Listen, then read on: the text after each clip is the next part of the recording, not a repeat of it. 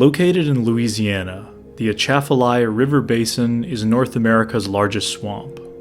At around 1 million acres total in size, this area stretches from north of Lafayette down towards the Gulf of Mexico. This biologically diverse area is home to a wide array of wildlife. Dozens upon dozens of species of birds, mammals, insects, fish, reptiles, and amphibians call the Atchafalaya their home, including species like the prolific American alligator. Part of the region known as Acadiana, this swamp is steeped in Cajun folklore and tales of strange creatures, like the rougarou, a swamp werewolf of sorts. While being more of a story centered around Catholicism and containing Christian motifs, there are contemporary reports of hairy man-like creatures in the Atchafalaya. Could this part of Louisiana be home to something Sasquatch-like?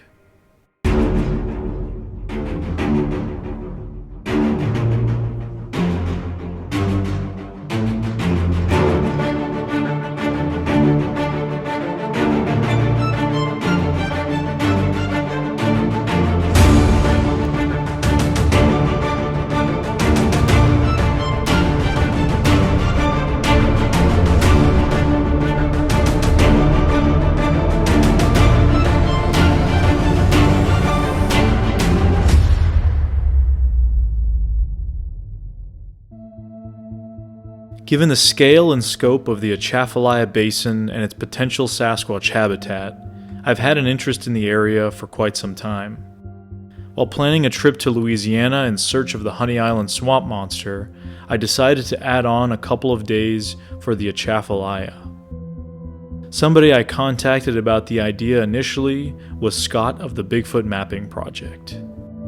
While Scott is originally from New York State, he has been living in the South for a number of years and has learned much about the swamps and the creatures that inhabit them. Scott is the creator of the Bigfoot Mapping Project, which can be found both on bigfootmap.com and as a smartphone application. The idea is rather simple. It's an aggregate of reported Bigfoot sightings submitted to online databases such as the Bigfoot Field Researchers Organization, Oregon Bigfoot website, the North American Wood Ape Conservancy, and others. The sightings are displayed on a map and can easily be researched in a way that is really convenient for the user. I found it's a great way to research potential reports in an area of interest. There are also a lot of recent user-submitted reports, so if you've had a Sasquatch encounter somewhere in North America and have never reported it previously, the Bigfoot Mapping Project may be the ideal place to submit your report, helping with the overall data set. The site and phone app are something I've used quite a lot, as you may hear it referenced in various Bigfoot Beyond the Trail videos. Using the Bigfoot Mapping Project, I was able to locate a few sightings in and around the Atchafalaya Basin. The sightings seemed quite randomly distributed throughout the swamp, so picking an area at random seemed like a shot-in-the-dark strategy, but ultimately we decided on an area in the southeast corner. So while in Louisiana, I headed towards the Atchafalaya Basin to rendezvous for our journey into the swamp. When I met with Scott, we immediately hit the water to scout for a potential area to deploy in for the night.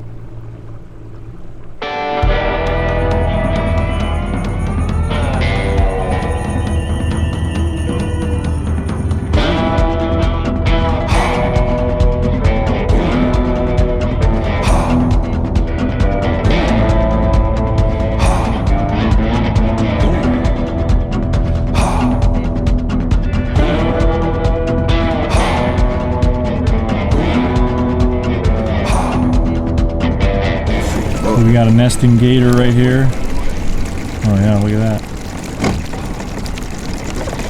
It's not a big one. She's protecting the nest. Yes, she is.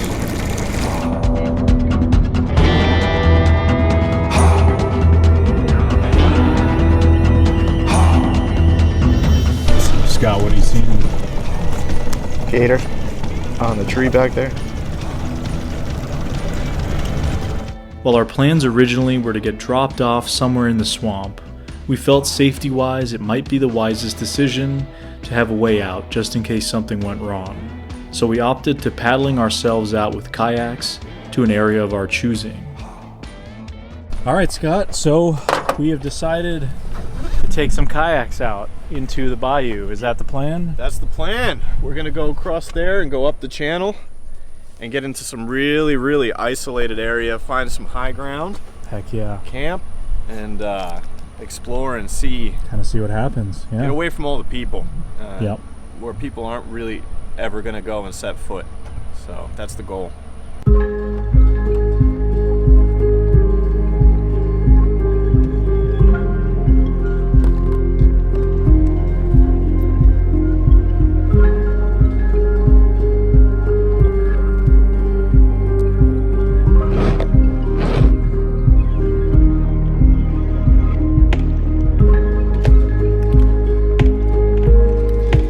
All right, well, we're officially out on the water. How does it feel? Atchafalaya. I'm excited. Oh yeah, there's a little bit of a current, but we're gonna try to get up into one of these channels and really explore some of the ground over there. So I'm gonna mount this GoPro. Yeah, there were some locals saying this is a pretty sparse area.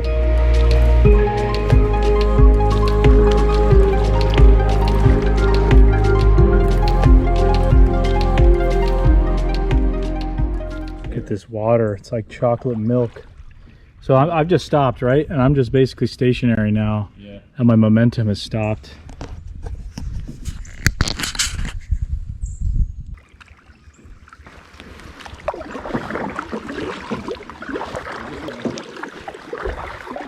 Do you hear that? I did. Is that a distant gunshot or? No. It had some body to it. Yeah, that was like tannerite boom or something. Oh, I think I saw a gator up there, man. So you see that thing swimming? Oh, that's a snake. Is that a snake? I don't know if I want to find out. It's not a gator? That? No, there's something big that just swam up there.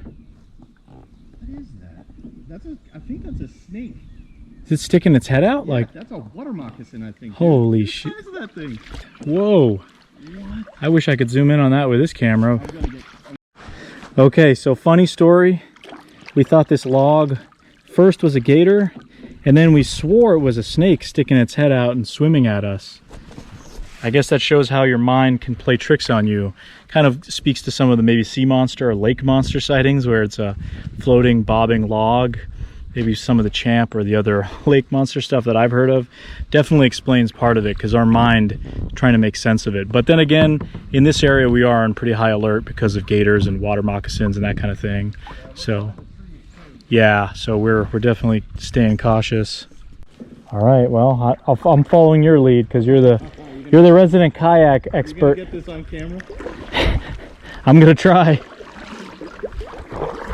Once I land this, I'll help you up because it is Well, slippery. we're about to try our landing here. Scott is on the land. We found a little spot to pull into, right under some branches. So. There's briars here too. So Oh, is it not great? not perfect, but I Okay. think that's what we're gonna do. Alrighty. All right, landing attempt number 2. Scott is going for it. How's it feel over there? Better.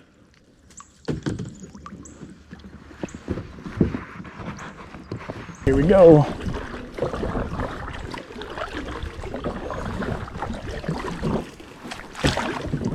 Ready to go for a ride? Yes, sir. Hang on. Keep your balance centered and cover your Yep. face. Got it. Ready? Yep. All right. Perfect. Woo! About as good as we're gonna do. Yep. And Wow. I think we can walk that way. Well, we did it. We made it somehow. Let's see this area. See, I saw this, and there's kind Oh of yeah, look at that. Well, you just go down that way. perfect. Woo! Feels good to get that jacket off. High five. That's awesome. Epic. All right. That was much easier to land too. Yeah, I mean... And I brought flagging, so we can flag our way. Perfect. So wherever we leave the kayaks, on our way back out, we can take the flagging down. Perfect, yeah. All right, we're good. Yeah. You know what I'm saying? That way, we'll float up, but I'm gonna put a flag up top here so we can come back and find our boats to get out. We are gonna take this down on our way out, so we're not gonna leave it up because we don't want to litter, but we also want to make it home. Dude. So. No. They were in your pocket? They were in my pocket. Are you kidding me? So, for the camera, use that on the way I back? had these trash bags that we were supposed to use, and I thought I lost them, but they were in my pocket until now, so. Dude, this always happens. So this always happens, because there's just so much gear, you're like... All right, do I have track of everything? Yeah.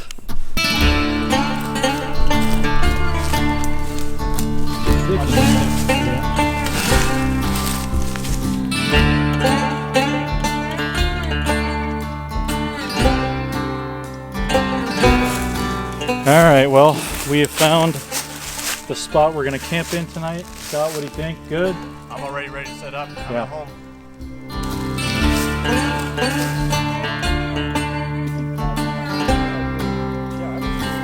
I'm just gonna, like, just in case there's anything sharp. Oh, there's a cypress. Oh, rabbit. Oh, whoa.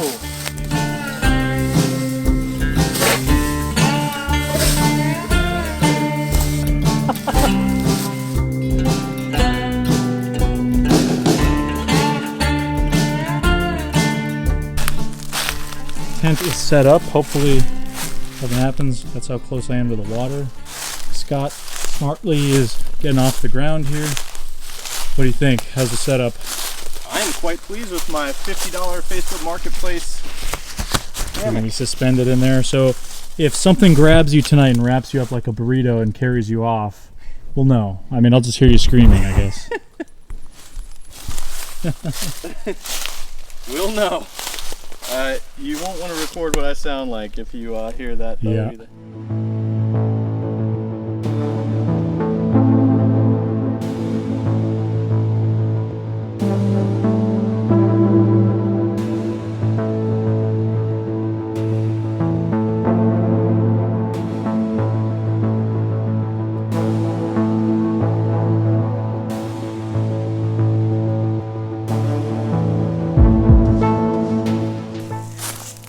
All right, well, now that we've got camp set up, we're gonna explore the area a little bit before it gets dark. Got my GPS locator on to kind of tell us where we're at. Cell phone service pretty much. It's kind of working here a little bit, but I'm not trusting it. So sticking with this guy.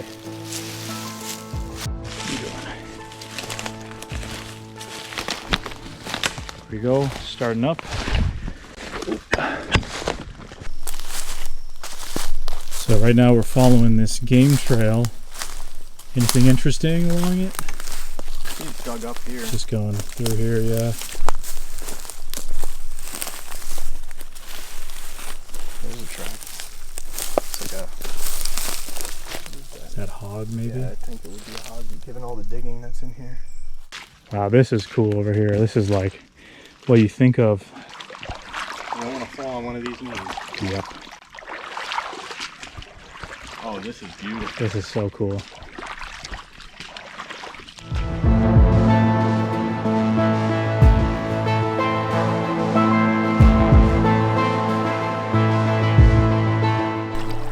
It looks like you're getting to the limit there. Whoa! That's about as far as I'm Maybe gonna as go. far as we're gonna go. We're saying the probability of gators in an area like this. I mean, what do you think? I think it's less likely, but like I was saying earlier, young gators will use this as a nursery, and then if there's nesting gators, which is about this time of year, they'll look for like high ground like we see there, and if you see a mound, just be careful because you never know. And what they do is, like we learned earlier today, they'll bury the mound in grass and debris and foliage, and when that decomposes, it produces heat, and it'll incubate the eggs, so they don't have to, because they're not like a bird that sits on them. So that's how the alligators raise their young. So if there are any in here, I don't think they'll be huge unless they're nesting. Yeah. What an area, though. I'm more worried about snakes. What did you just hear? I heard something either slapping the water, branch in the tree, or Yeah, something. kind of odd. Hard to tell. Yeah, really. I mean, it could be anything.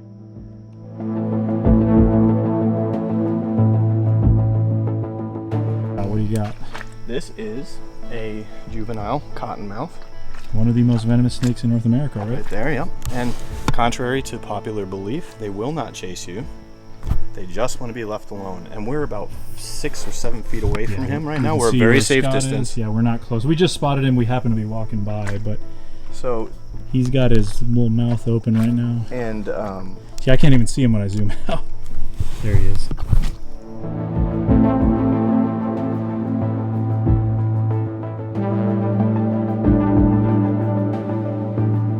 Getting out of the way.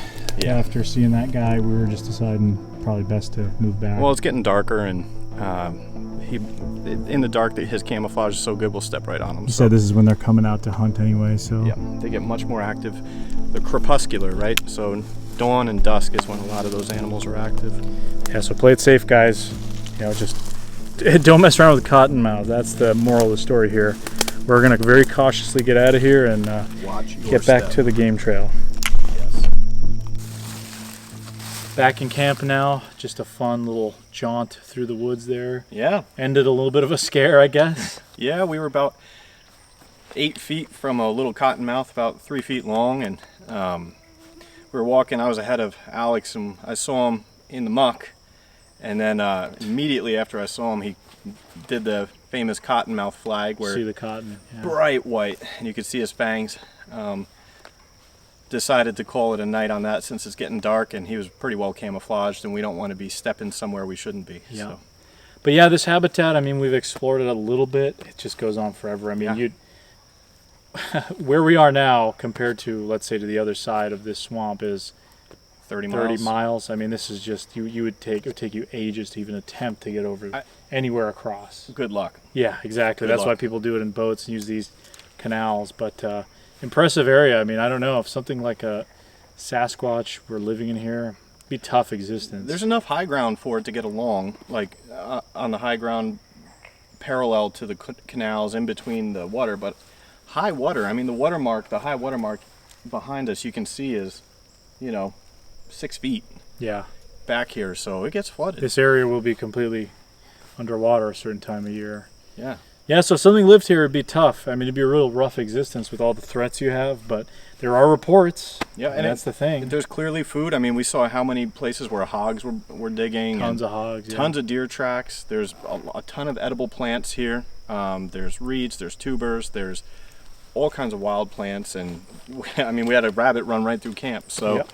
definitely enough prey to Yeah. sustain yourself as long as you can get to it. So I guess we'll see what tonight has in store for us. Hopefully Yeah. something, but we'll find see. out. We're in the right place. Yep. Scott is great at spotting wildlife. He just spotted an owl. See him fly off as we get close. I can just find him with the camera. There he is. He's looking right at us. Yeah, I got him. It's hard to see him with the... Is it a great horned or a barred? No, I think it's a barred owl. Is it? Yeah, he's kind of small. Yeah, check it out here. Ready? Yep. Here he goes. Here comes another one. I thought I saw him. I was wrong. Nice headlamp there. Let's see what it can do. Telescopes. Wow, that's pretty cool. And does it with the white light too? It's just a red light. Oh, it's just a red light. Yeah. Amazon special. Nice. Put this guy right there. There you go.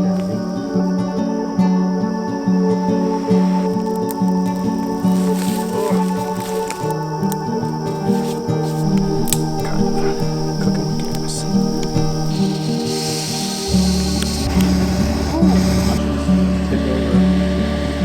Fire's burning nice. Cooking up some food. What do you think so far? Couldn't ask for a better night. Gourmet camp meals. Got the thermal on the tripod. Our plan now for the while is to hang out here by camp, let it get even darker, see if anything is in the area. Well, we're seeing some eyes, but it looks like frogs, so they're not showing up on the thermals right now. Yeah, so they're probably reptilian or amphibious. What are we seeing, a gator in there? Yeah, I think so. It's going horizontal. It's behind that cypress tree now. It could be a baby.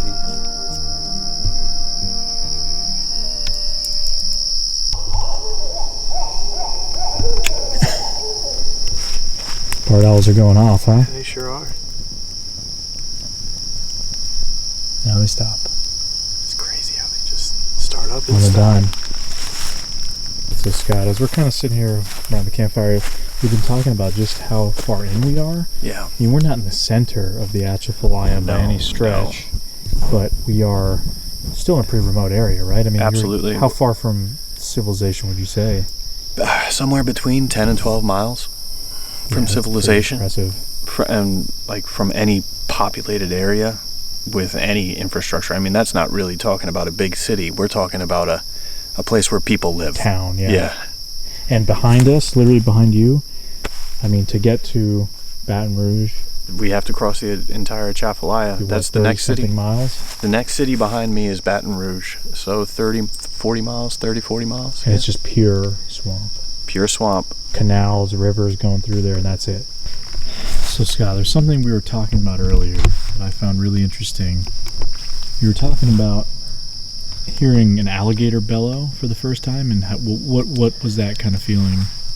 I was probably about 50 feet away, and it was a 12 or 13 foot alligator in Texas. And I mean, when this thing bellowed, it vibrated me to the core, and I could feel it just as much as I was hearing it. And I think when we were talking, you said, you know, people say a lot of the same thing about Bigfoot. And Yeah, like hearing a Sasquatch vocalization Right. and feeling it vibrate in their chest. I mean, Through I've them, heard yeah. that tons of times. right through them, and like when the bass from that bellow from the alligator just traveled, and it really just like vibrated to you could feel it, and it's one of those few things, right, that'll make your hair instantly stand up, like instantly. And just standing there, and even though I could see it and what it was doing, I still felt like fear, primal fear, pulse through my body while I was watching this animal. And I knew what was happening. I knew I was fine.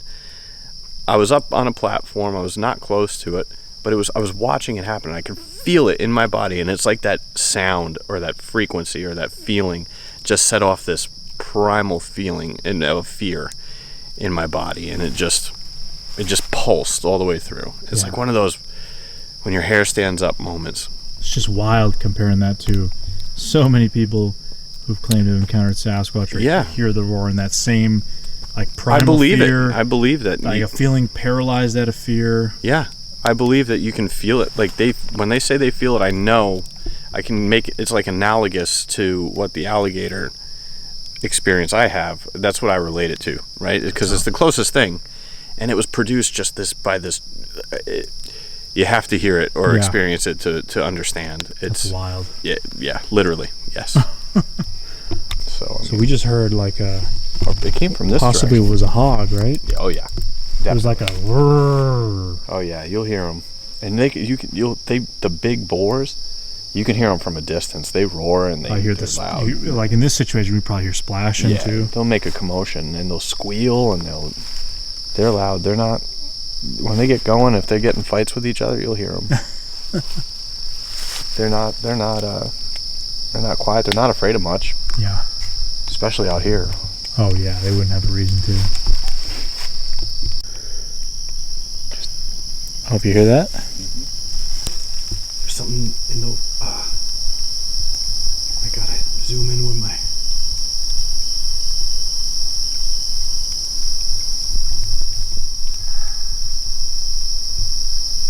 There it goes. Yeah, it's moving fast too. Whatever it is in the water. I don't think it's a rabbit, man. No, he's too alert. There you go.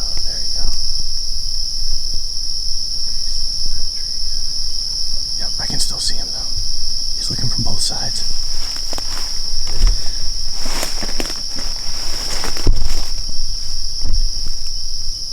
Come on.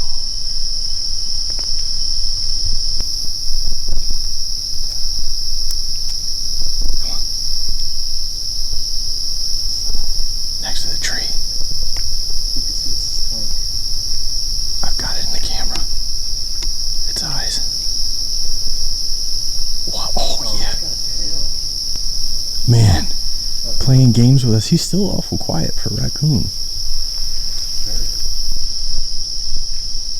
Maybe it got close enough. It's had its fill. I think he may have gone up the tree. He's not looking at us. Still, you see it? No, I don't. I don't see him in the tree, like peering at us. I'm looking up and down it. I can zoom in on it with the camera. What does it look like to you? If I had to guess, I'm trying to zoom in. Hanging in the tree.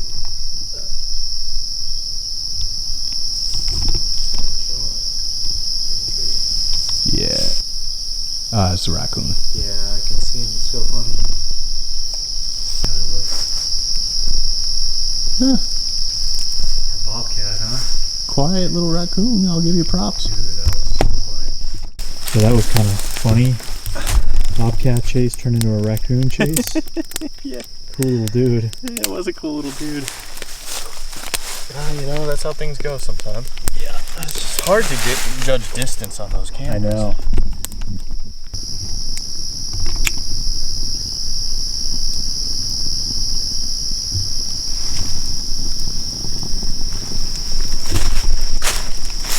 Just stopped. It did. I mean, that is that right there. Yeah. 100% either gunshots or wood knocks. Yeah. There's nothing else that would be. No. And it sounded like it was getting closer. I mean, it would have to be very distant gunshots. Yeah. Out in the middle of nowhere. Well. Which, I mean, it wouldn't be unheard of. No. Out here. They do hog hunt at night here, so it's... Yeah, it could be hog hunters. I mean, but that was at least, what, 14? 10 to 14? 10 to 14, 15. So that would be at least some kind of a semi-auto And they AR or weren't something like that. They weren't rapid, like they were shooting. was like, it was like pow, pow. Yeah. Yeah, so it's entirely possible that could have been gunshots. Hopefully I got that on the audio recorder and I can replay it now. But that's one of those things that it's literally too hard to call. But having like 10 to 15 knocks, a little unusual. So I would lean more towards gunshots personally. Yeah. But it's hard to say. I mean, it didn't sound like a rifle though. Yeah, which is weird, which you'd expect. I mean, I guess a pistol would have 15 rounds, but... Gunshots.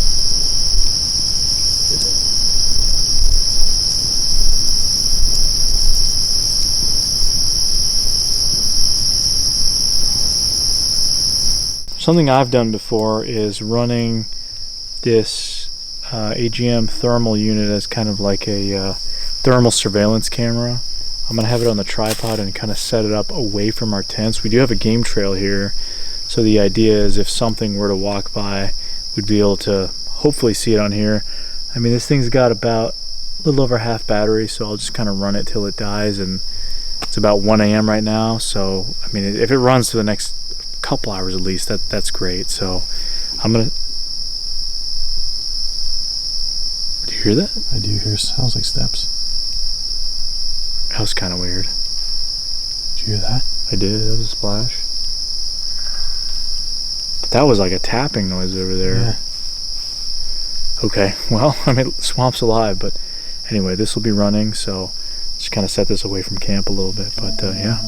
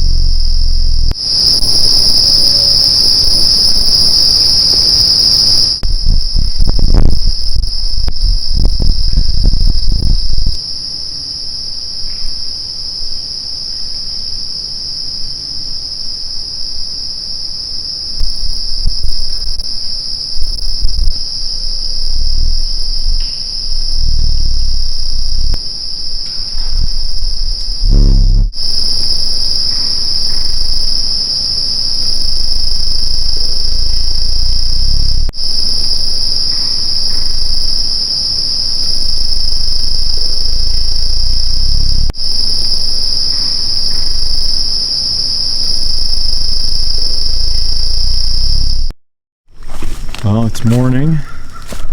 What do you think, Scott? I think we had a relatively quiet night. Yeah. I can't wait to see what's on the thermal. Yeah, something walked by. You think you heard anything last night, or? I heard some small footsteps, maybe deer.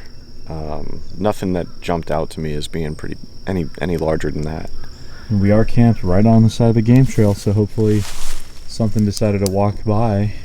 Yeah, I heard a lot of owls last night too. I mean, a lot. Ton. So pretty much every direction. yeah, it was hard to hear anything else, but we'll see. Yeah, so I think we'll pack up camp here soon, and yeah. what do you say about maybe doing a little more exploring? Maybe look for some hares or anything might be stuck along the side of the trees. Something I was thinking of maybe doing. Yeah, that sounds good to me. But yeah, so far, just kind of creepy area, but you know, once you get used to it, not that bad.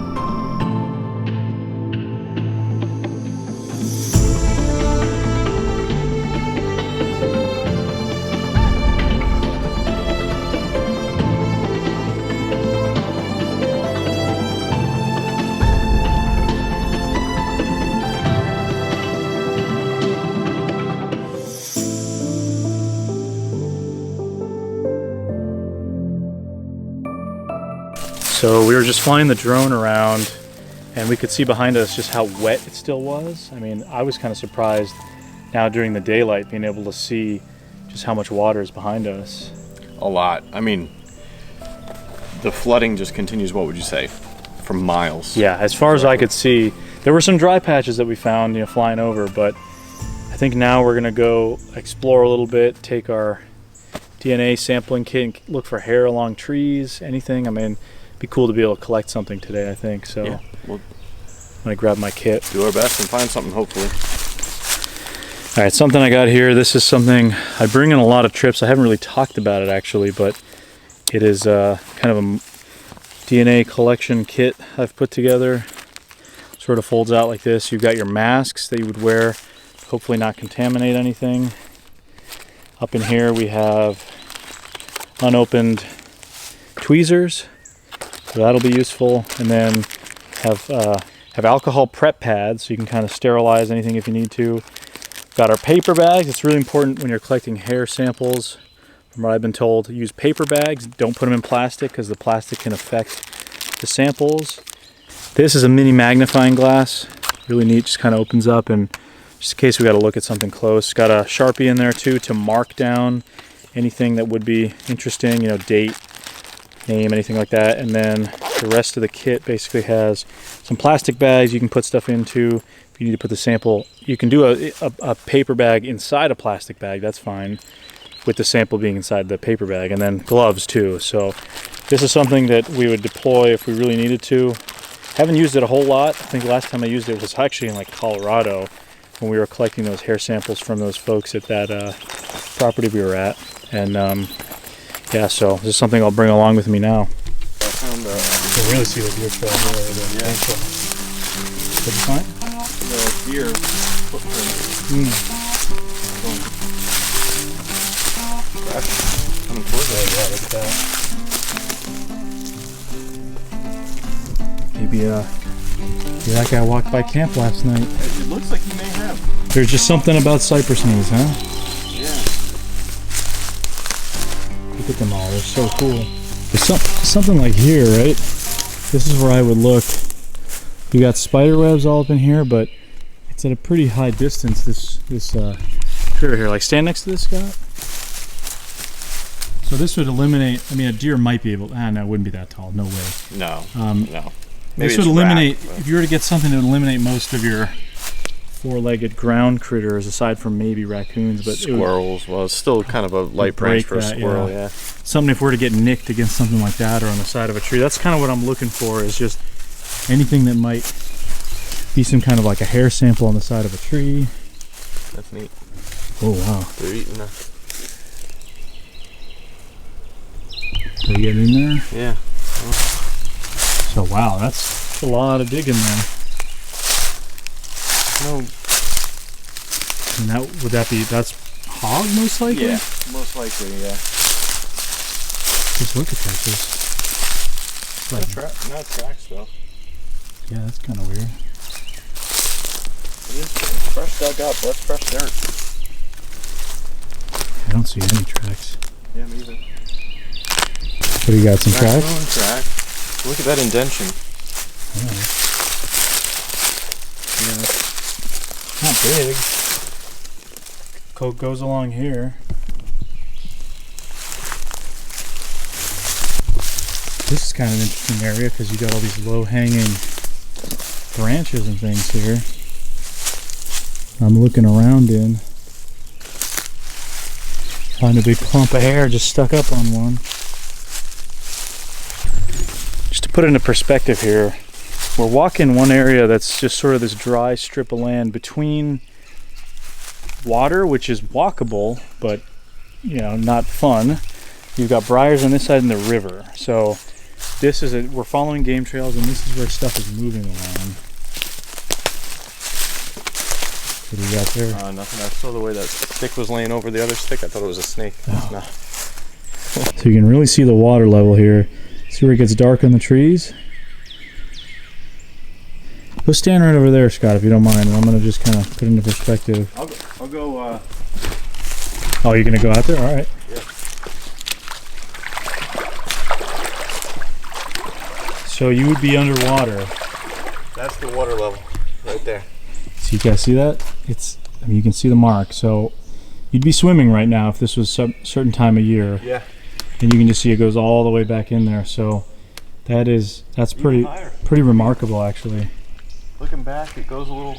Yeah, right about there. 6+ feet. Definitely, yeah. That's wild. I'm 5'9" for the record, so this is probably. That's pretty wild. 6.5 feet. Yeah, that's crazy. Ah, he just went into my hand, damn it. They're so fast in the water. Where'd he go? Did you see it? No? I'm gonna get pinched when I grab one. Oh, there it goes. Oh wow, that was really fast. Do you see how? There it goes, under the leaf. Yeah. Oh, look at him, yeah. Tiny. Turn a little bit so we're heading to the right. He's in a specialty, huh? He's pinching me. Pinching you? Yeah. What does it feel like? Nothing. Like he's very, very light. Yeah. Making some gumbo, jambalaya, throwing them in there. Probably not what you put in jambalaya, huh? You can do it with crawfish though, right? You can put whatever you want. I mean, if you want to eat it. You got a little food snails and crawfish. Lizards. I mean, that was 5 feet from where we caught the crawfish, and there was probably 10 to 15 crawfish, right? Yep. Ooh, that's getting deep there. Mm-hmm. Any deeper in? Beyond my limit. There we go.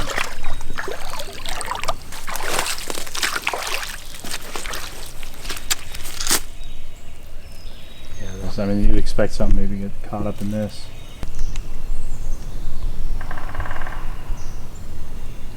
So no tracks of really anything here, but when you look at this, if something's walking through here, you're not gonna get tracks anywhere in this section.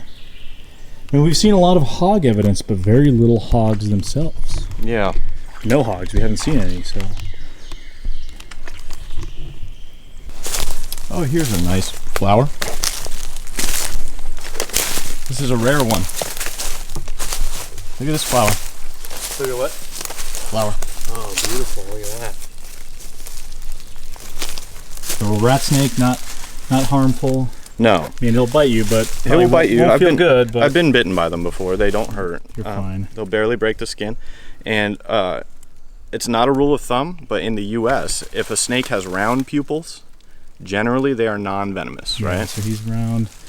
And you're saying, like, as opposed to the cottonmouth yesterday who had, like you described it as a cat eyes slit. Yeah. And that's not 100%. Sure. But if you go to Asia and other countries, but for the U.S. and even the coral snake here, I think has round pupils. But you'll know that when you see it. Don't touch a red, yellow, and black snake. Unless you really know what you're dealing with. But yeah, this is just a rat snake.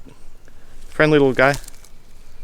Very docile. He's releasing some musk. He kind of stinks, but he's probably not happy about the situation. Oh, does he pee a little? No, it's just dirt. Oh, but you always got a tick Does he? See that little bump there? That's a tick under his scale.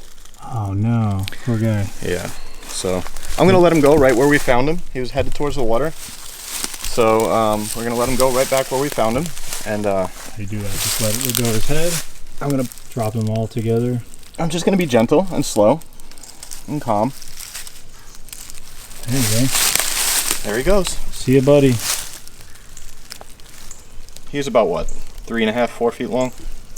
Yeah, I'd say more 3.5. But see, he's not, we're just calm and slow. 3.5, I'd say.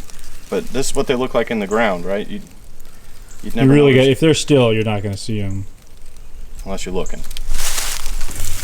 So we didn't find any hair samples or any tracks of anything suspicious, but seeing the snakes was cool, seeing the crawfish, pretty awesome area. But we're gonna have to start heading back here soon, unfortunately. I wish we had another night here, but the way things worked, we got lucky to get out here for a little bit. So we're gonna get packed up here and head back to our This is a rare turtle. kayak. Oh, well, I think this is a map turtle. here we go. He's got a leech on him. Oh yeah, look at him. See the leech? There he is, huh? He's upside down. He's hanging out. Yeah, I don't know what kind of turtle it is. Can we get a picture of this guy? I don't know what he is. I think he's a map turtle. Yeah. All right. Go right over here. I'll grab our flag.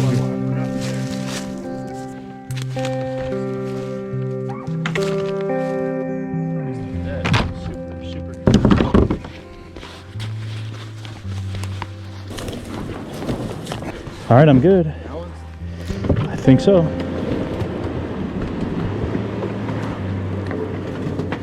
There we go. Thank you, sir.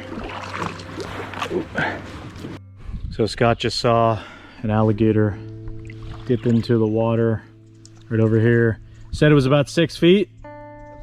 6 feet long. Just could be anywhere under us right now. I think we had a good night. I just wish we had a little more activity. Yeah, it's tough. I mean, it's always such a chance, especially when you're in an area you don't really know about. Yeah, we got a good taste of what it's like to be secluded, and we really got to see just how active the wildlife is. We got a good cross-section of wildlife. Absolutely. Owls and snakes and crawfish and lizards and you name it. What do you think, you know, as doing the Bigfoot Mapping Project, you look at all this raw data so much, and how many of these sightings are essentially basically just completely random encounters, right? That It's amazing. we as researchers, how disadvantaged we are coming out here, right? Right. We don't have really good concrete data to be able to triangulate the true habitat and behaviors of these creatures, because we get so many reports where they're just crossing a road. Yeah. Or it was an accidental sighting on a hike. So there's not people like us out studying them and finding them consistently in the same kind of place at the same time. So we have a location, but really tying that to concrete environmental data and behavior is very difficult. That's a different ball game entirely. Yeah. So it's very difficult. Yeah. Well, so there you have it, folks. I don't know what else to really say. It's interesting. I mean, it's always a shot in the dark coming out to a random area like this and just hoping that you have something happen. So beautiful. I mean, we get to appreciate and enjoy this incredible area, the largest swamp river basin in North America.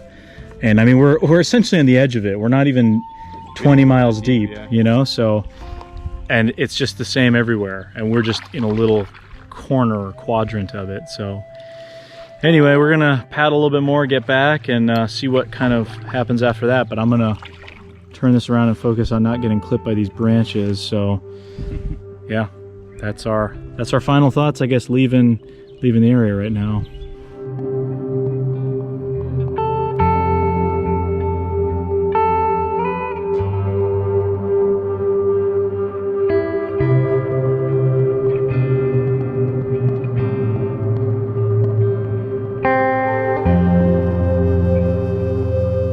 Heading into a random area of wilderness for a short time like we did is not without its challenges. While this journey proved to be overall quiet on the Bigfoot front, I for one was amazed with this unique environment. As researchers, we are often looking up for something large to show itself to us. Additionally, if you're from a woodland or mountainous area like myself, you might be looking for larger animals like bear, deer, or moose that might catch your eye, or even be a potential threat. Down in the swamps of Louisiana, it's the little things you might miss. Whether they be crawfish, flowers, or even venomous snakes, these things take somewhat of a trained eye not to miss. Having a chance to learn about this place was the highlight for me. Scott showcased it in a way that gave me a cautious appreciation of its dangerous beauty. If you take anything away from this video, I hope you take away the inspiration to get out and explore what this incredible world has to offer. It doesn't have to be some faraway swamp or distant chain of mountains. Appreciate the little things you might find in areas local to you and learn what you can about the habitat.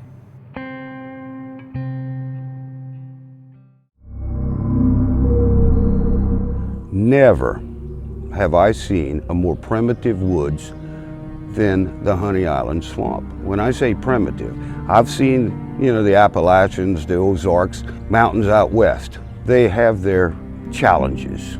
This is different. It had this dirty, gray, matted looking fur. And this thing stood in the midline of the road. If I would have been over another maybe foot, I would have hit him with my mirror.